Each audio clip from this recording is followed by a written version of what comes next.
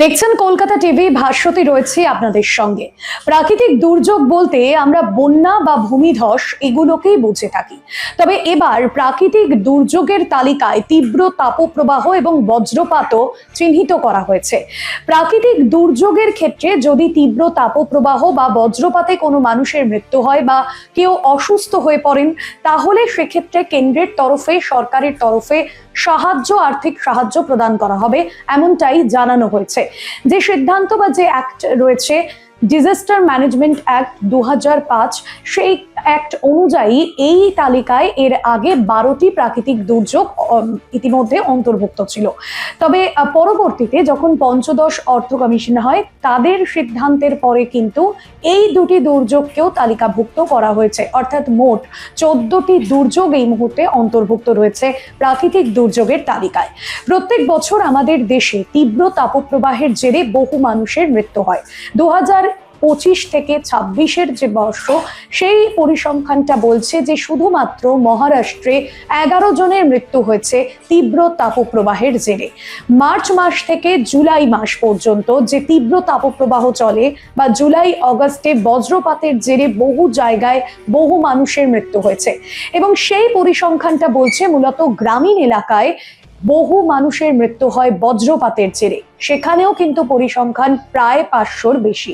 গ্রামীণ এলাকার মানুষজন বিভিন্ন সময়, পাহাড়ি এলাকার মানুষজন যেরকম ভূমিধসের কবলে পড়েন, অন্যদিকে বজ্রপাতের মুখোমুখি হতে হয় কিন্তু গ্রামীণ এলাকার মানুষজনকে।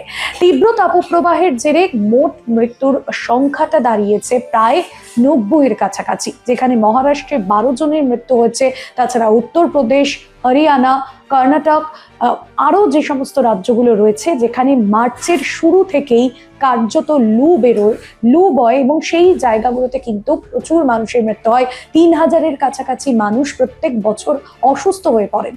এনডিআরএফ এর তরফে সেই সমস্ত জায়গাকে যেরকম আর্থিক সাহায্য এবং সমস্ত ত্রাণ পৌঁছে দেওয়ার জন্য অনুরোধ জানানো হয়েছে। পাশাপাশি এই প্রত্যেকটি পরিবারের কাছে আর্থিক সাহায্য পৌঁছে যাবে, এবং পরিবারের যদি কারোর মৃত্যু হয় তাহলেও কিন্তু তাদেরকে চাকরির সংস্থান করে দেওয়া হবে বা আর্থিক সাহায্য দেওয়া হবে।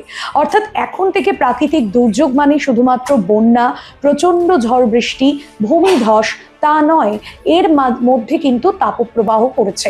কারণ আমরা দেখি যে মহারাষ্ট্র, উত্তরপ্রদেশ যে সমস্ত রাজ্যগুলো রয়েছে, সেখানে গরমকালে প্রচুর তাপপ্রবাহের জেরে, তীব্র দাবদাহের জেরে বহু জায়গায় জলস্তর কার্যত শুকিয়ে যায়, পুকুরের জল শুকিয়ে যায়, এবং যে সমস্ত রুরাল এরিয়াগুলো রয়েছে সেখানে কিন্তু বহু মানুষজন, তাদেরকে দূর দূরান্ত থেকে জল টেনে আনতে হয়, তাদের জীবনযাপনে সমস্যা হয়, এবং যে স্বাভাবিক জীবনছন্দ তাতে ব্যাঘাত ঘটে। আর তার জন্যই কিন্তু এই সিদ্ধান্ত নেওয়া হয়েছে। বিভিন্ন জায়গায় আমরা দেখি যে জলস্তর কমে যাওয়ার ফলে দৈনন্দিন যে জলের প্রয়োজন হয়, সেই জলও কিন্তু তারা পায় না।